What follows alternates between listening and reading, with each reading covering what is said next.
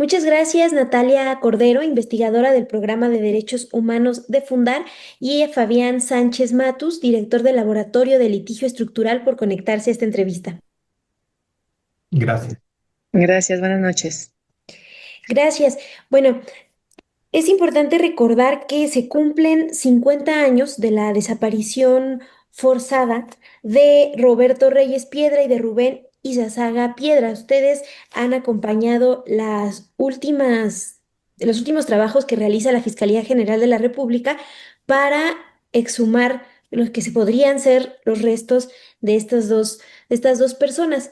Partiendo de ahí, a mí me gustaría preguntarles cómo es que la familia Reyes Arzate sabe de este posible punto de entierro en Guerrero y tengo entendido por lo que he leído de la información que comparten, que lo saben desde hace más de 30 años. ¿Qué nos pueden contar de esta parte?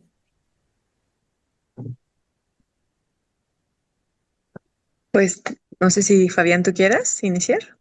Tú adelante, Natalia. Ok, bueno, pues como se ha mencionado, pues es un caso que ocurrió en octubre del 75, en el contexto pues de la represión del Estado que pues ahora recientemente se ha denominado terrorismo de Estado.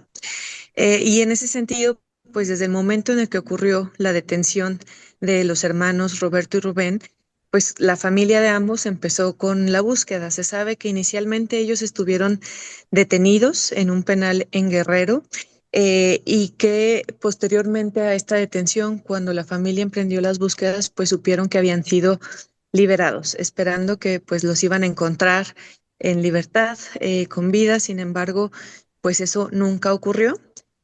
Finalmente, a través de autoridades del Estado, pues es que supieron del hallazgo de dos cuerpos, que habían sido pues abandonados, muy cerca de Petatlán, ¿no? Que es donde ellos eran originarios. Y pues finalmente, pues lo que la familia tuvo conocimiento es que estos dos cuerpos habían sido inhumados, enterrados por una autoridad ejidal de aquella comunidad.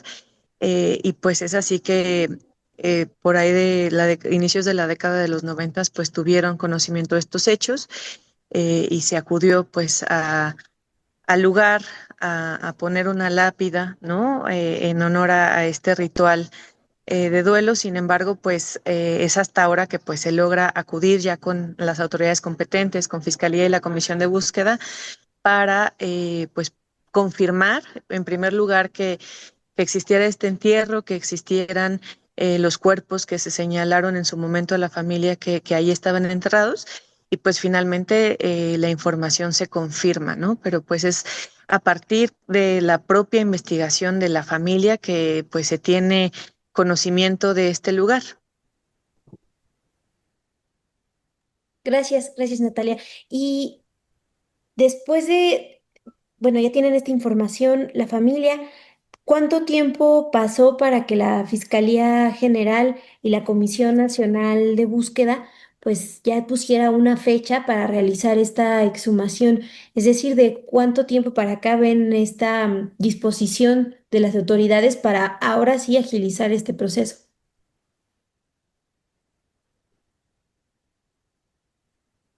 Pues mira, a partir también de los trabajos que se han hecho para localizar a Rosendo Radilla Pacheco, que es un caso que acompaña a Fundar.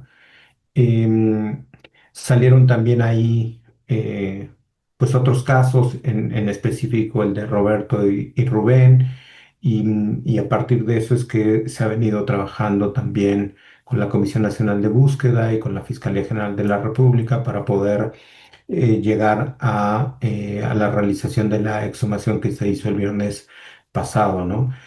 Hubo poco más de un mes, más o menos, una diligencia también para poder llevar a cabo trabajos para identificar el lugar del entierro y también pasar el georradar y tener alguna información mucho más precisa de si efectivamente pudieran estar ahí.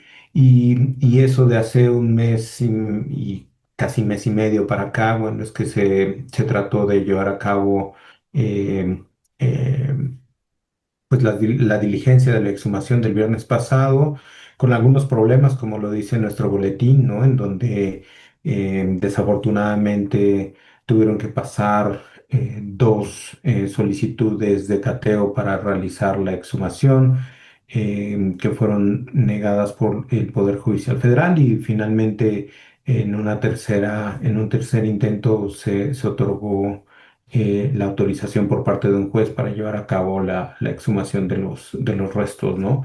Fue un poco, digamos, ese el trayecto, pero también habría que mencionar que llevamos trabajando Fundaria, Laboratorio de Litigio Estructural, con la Fiscalía General de la República, pues ya unos meses prácticamente desde inicios de este año hemos tenido algunos intercambios pues constantes con la Fiscalía General de la República para ver cuál es el estado que guardan las investigaciones de los casos relacionados con la Asociación de Familiares de Detenidos, Desaparecidos y Víctimas de Violaciones a los Derechos Humanos, AFADEM.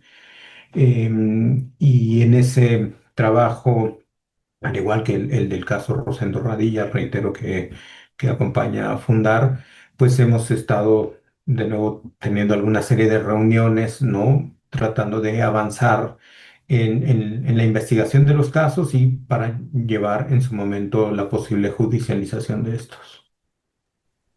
Gracias, Fabián.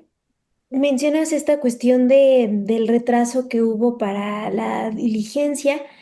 Pues, ¿qué les dice a ustedes como organizaciones que acompañan la búsqueda de estos hermanos? Pues que aún con este diálogo que ya había previo de meses con las autoridades, mm, que se cambiara la fecha, ¿no? Que no se estuviera preparado para poder ingresar el día que se le había prometido a los familiares. ¿Qué les dice? Y pues, ¿qué nos dice también de la manera en la que se realizaron las investigaciones o no de estos hermanos? Y bueno, habrá que decir también, yo creo que no es necesariamente una cuestión, digamos, de esta administración o de esta fiscalía en este momento, ¿no? Hay que hablar, digamos, de algunos antecedentes. Recordemos que desde el 2001 el Estado mexicano, digámoslo así en su conjunto, estableció una fiscalía especializada para investigar estos hechos, ¿no? La famosa FEMOSP. eh, que cerró el penúltimo día del gobierno de Vicente Fox y se quedaron por ahí en el olvido estos casos, ¿no? Entonces, ha sido una impunidad permanente, ¿no? Y no solo habría que hacer referencia desde el 2001, ¿no? También desde antes, pues no se hizo nada por parte del Estado mexicano, por eso también llegamos a decir que es una de la deuda histórica más importante que tiene este país en materia de derechos humanos, ¿no? Sí, sin duda, durante esta administración de la Fiscalía hemos encontrado em, alguna apertura, pero también yo creo que en relación a a tu pregunta, pues es una falta de cuidado, ¿no? De diligencia. Yo creo que también es falta también de una respuesta del Poder Judicial Federal, ¿no? En donde no hay necesariamente un conocimiento de la temática, ¿no? De la relevancia que puede tener esto en materia de derechos humanos y del impacto que puede tener esto con relación incluso a la situación que se vive en nuestro país de desaparición de personas, ¿no? Digamos, para cerrar esto, yo diría, la impunidad del pasado es la impunidad del presente, ¿no? Hay una conexión muy fuerte entre la falta de nuevo, de debida diligencia, de cuidado, de interés, de relevancia de esta temática que hoy día nos tiene en una situación de crisis de personas desaparecidas en este país, ¿no?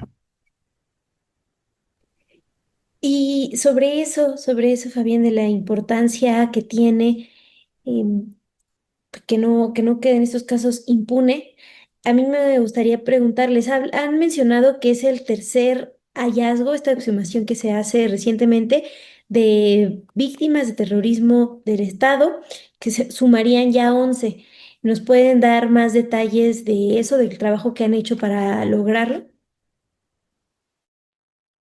Bueno, ahí solo una aclaración. En realidad, Ya han sido 13 cuerpos los que han logrado bueno, exhumarse.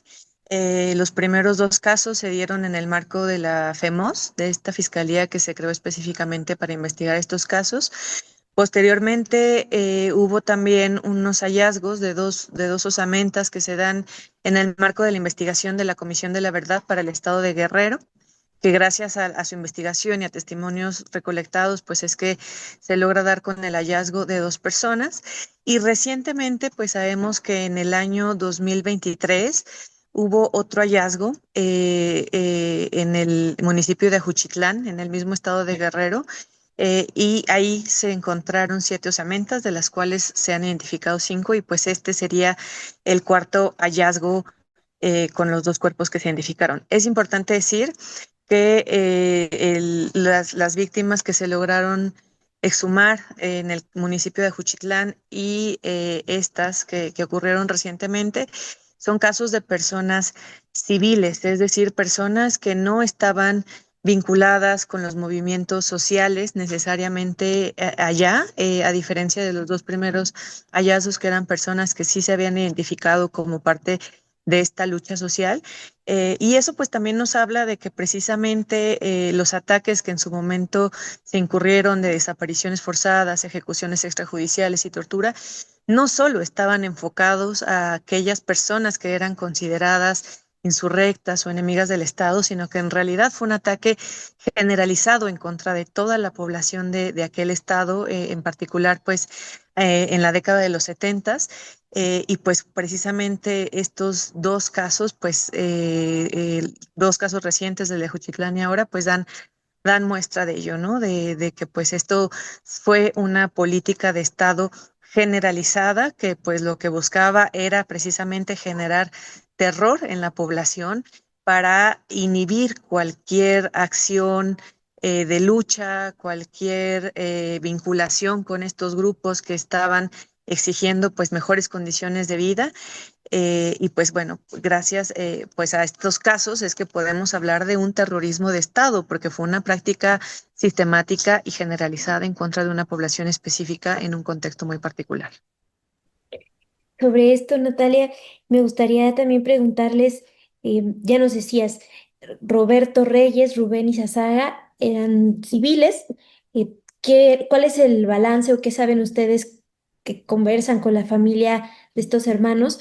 Eh, ¿Cuál era su actividad, a qué se dedicaban y cómo lee la familia, esta familia, pues la reciente diligencia, ¿no? Que es una exhumación, entiendo todavía falta la identificación.